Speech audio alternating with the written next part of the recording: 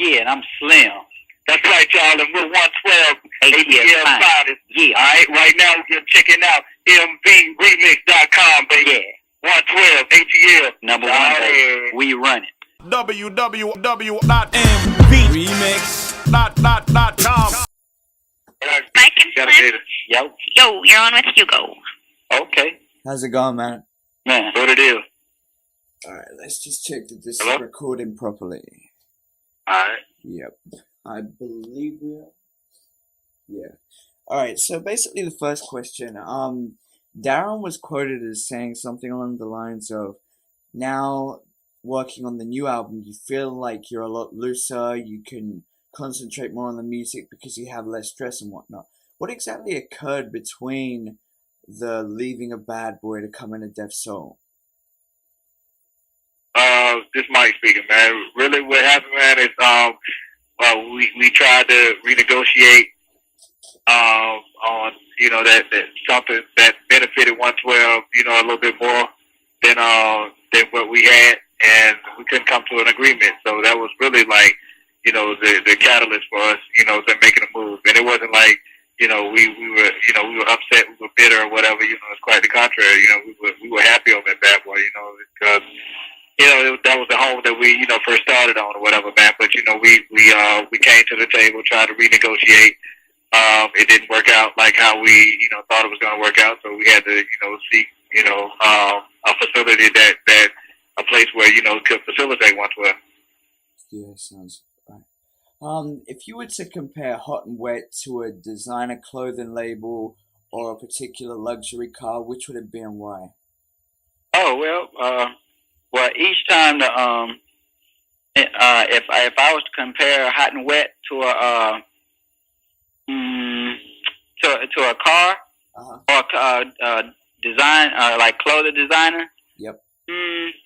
I'd probably say well, Hot and Wet right now would probably be the Phantom Bentley 2004 Phantom, because one thing about our songs, I mean, and see with 112 our brand is first class. Since we dropped in '96, everything was first class, and it's like we've always came out hot and sexy and, like, you know what I mean, trendsetter. And you know what I mean, it wasn't too blocky, so it was like people would say, oh, that's just, I mean, this audience would not couldn't feel it or whatever. Everybody could feel it, and with this Phantom that's out right now, you know what I mean, it's first class, and you know what I mean, anybody, your great grandfather would love driving it. Then a young person like me, you know what I mean, because it's nice and sleek. You know what I mean? It's hot and sexy. If you just saw it out there, even in the rain, it feels like the sun is still shining. You know what I mean? Definitely. And it's like, and as far as the clothing design, I mean, that's kind of hard because, I mean, we wear a lot of clothes. You know what I mean? We be going shopping, but I mean, if it's first class and it's hot and high end, that's Hot and Wet right there. As long as it's got to be young, it's got to be youthful, and it's got to be sexy at the same time. You know what I mean? Yeah. So, 5 years later, what's your fondest memory of Christopher Wallace? 5 years later, I mean, all of them, you know what I'm saying? Like we didn't have any, you know what I'm saying? We didn't have any bad times with B.I.G, you know what I'm saying? It always, every time he seen us, you know, he was always rooting for us, you know what I'm saying? Like times when the radio station wasn't gonna let us perform, you know, he bucked and said, yo, if they don't perform, we don't perform.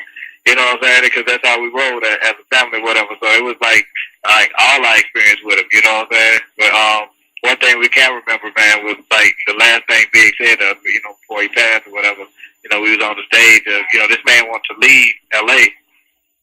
Because when we was on stage, you know, it was us. I'll never forget. It was us, Brian McKnight, and B.I.G. And when, you know, he said, "What's up, Cali?" or whatever. You know, they started boring him. The first thing, you know, he said was, "Hey, let's get the hell out of here." You know what I'm saying? So, you know, that's the one thing that, you know, the most memorable thing that, you know, that I can recall, you know what I'm saying, for B.I.G. or whatever, how this man really wants to leave almost, you know, like he almost foreseen what was about to go down or whatever. So, you know, that's, you know, something we remember. Now, you're about to shoot a video for Na Na Na on the 21st in Miami. Can you tell me a bit about what's going to occur within the video? Well, well, we can't divulge too much information on that joint because we want it to be, you know, a surprise or whatever. But for the most part, it's gonna be it's a reggae, almost like Atlanta, down south kind of, you know, feel and vibe. So, you know, anything you pretty much can decipher from that, you know, it's pretty much what, you know, it's going to have a Caribbean feel to it. At one day it's going to be, but it's still going to have that Miami feel to it. It's going to be sexy.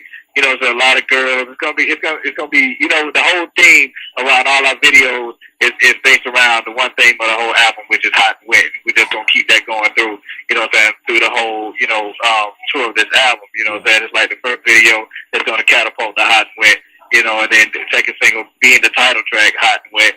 You know, it's so many things we can do with that. So the video concept is more, it's going to be based around our whole, you know, theme of having, you know, saying a hot and wet summer, man. So, you know, that when it releases in September, that whole album releases in September, it's going to make so much sense to have, you know, that a hot and wet, you know, that record. Definitely. I recently spoke to Joe Budden, and he told me that he was on your album, and I know that Supercat is as well. What other details can you tell me about the upcoming album? Well, the album pretty much is 112, like, thus far, you know, and correct me if I'm wrong, Slim, this is our best album ever. You know, that this is the one that, you know, that we put our heart and soul into each record, but it's more in depth with this record, you know, because we're saying more. We have certain songs that talk about specific things that has happened in 112's career. For example, we have this one record entitled Every Day, you know, which talks about our situation. Like, basically, if you want to know what happened between us and Puffy and the whole music industry, that record basically tells all. You know, it's not a diss record or anything like that, but it does explain, you know, saying a couple of things that a lot of people would be like, well, I don't know about that. I don't know whether or not I would have, you know, said that, you know, but 112, you know, we've been quiet, you know, for almost 7 years. Now it's our time to let the world know that we do exist on this plane, and we're up here with the upper echelon. If, you know, that if we're not considered, you know, one of the best, you know, at least one of the best, if not the best, you know what I'm saying, R&B group that's out right now. You know, so it's time that we say something, and it's time that we let people know that, you know, it wasn't, you know, without sounding corny, it wasn't peaches and cream all the time. You know what I'm saying? It was hard for us, you know, but at the same time, it was the best job that we've ever had, you know, as individuals and as a group, and we wouldn't change anything for the world, you know. So, that's pretty much, you know, like what you can expect from this record. It's a record that's in depth. It's from the heart. You know, we're gonna live and die by this record. You know, we stand by this record, and you know, if it succeeds, you know, praise God. If it don't succeed, praise God still. But at least it'll be because, you know, it came from 112. It came from Q, Mike, Sam, and Deron in its entirety, from the beginning to end. You know, we decided the singles. We decided, you know, how we was gonna come out this time around. You know, we decided how, you know, everything was going to just be together, you know. So, you know, it's our, you know, testimony to what we've been doing for the last 7 years. Now, you say that you consider 112 one of the best R&B groups. Who else do you consider in the industry right now that is on your same sort of level? Nobody. That's a very, very good answer. I like that. I mean, let me tell you, man. Nobody. Like that. That was a very nice way to put it. Like, I mean, if you just look at our record and what we stood for since 96, we've seen groups come and go. Oh, yeah. You know what I mean? And since 96, we've been holding y'all down. We got hits after hits and number one joints and underneath our belt. I think that we're probably the most successful, underrated group. Oh, definitely. I mean, I've been listening to you since I lived in the UK, and now I'm up in Vancouver, and still been hearing a lot of your music. So exactly, you know what I mean. And it's like, as far as that hip hop and R&B, and cornering both of them, and being able to run R&B and be able to stand along with and have the hip hop world attention at the same time, balancing them both. Oh, we're the best that's doing it right now. Nobody, I don't think nobody can really just do it better. Like, you know what I mean? It's like, yes, we're known for R&B or talking about love, because that's what 112, that's what we do. We know about love, pleasure and pains of both, you know, of love. But what artists do you know that said that they've worked with the best of hip hop the Notorious B.I.G. Yeah. We did something with Ghostface Killer from Wu-Tang. We've gotten with the most grimiest of hip hop, Mobb Deep. I don't think nobody too much really, you know what I mean? Like we got, and let's go on and on and on, like, you know what I mean? I'm in my platform right now and I'm looking around, like, all the stuff, like, we've done with, like, collaborations and stuff. That's the reason why we feel like, you know, we've been sheepish, you know, but we were young, you know what I mean? We've been sheepish, you know, we sing the songs or whatever. Sometimes other people take the credit. This time, it's time to open our mouths, you know what I'm saying? We're young men now. It's time to let it be known, you know what I mean? This is it. We're the icons. And we're setting the stage. On this sort of level of being young men and being able to make specific decisions, I've got a few either-ors for you to make choices with, and please try not to waver, but just say which one you choose above the other.